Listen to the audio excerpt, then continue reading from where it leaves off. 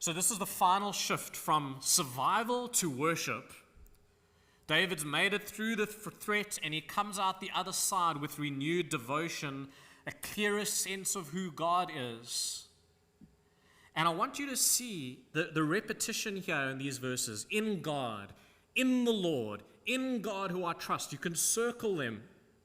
He's grounding his soul not in the abstract idea of God, but in his name. That where you see there, it's capitalized, L-O-R-D. That's the covenant name of God in the Hebrew. It's Yahweh. It's in his word.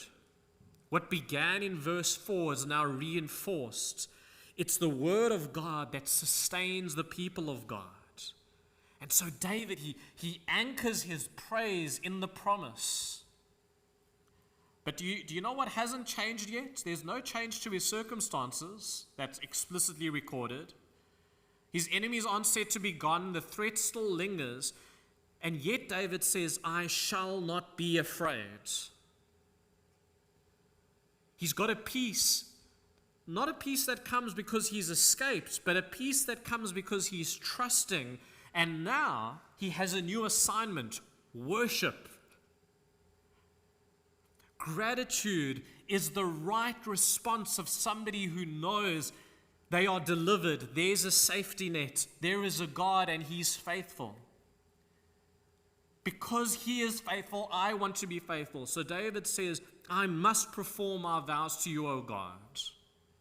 You know, vows in the Old Testament, they were often made in moments of desperation. God, if you rescue me, then I will do this.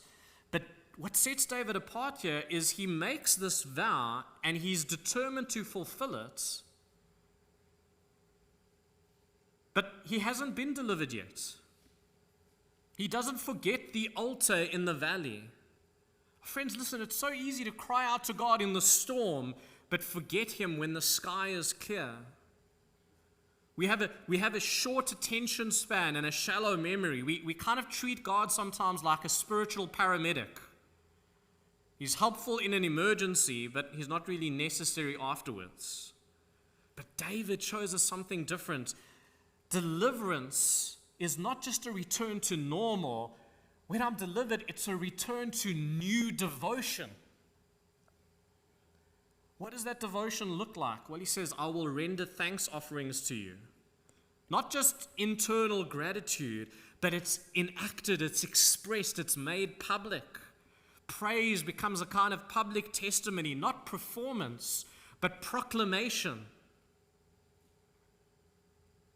It's what we do on Sunday evenings in the fellowship hall when people are sometimes giving testimonies of God's faithfulness. It's not performance, it's proclaiming the faithfulness of God. And then David draws the thread backward and forward in verse 13. For you have delivered my soul from death, yes, my feet from falling. Not only has God delivered me, but he's going to keep me stable. He's going to keep my feet from falling. This God, this is who I hope in. He won't let me slip.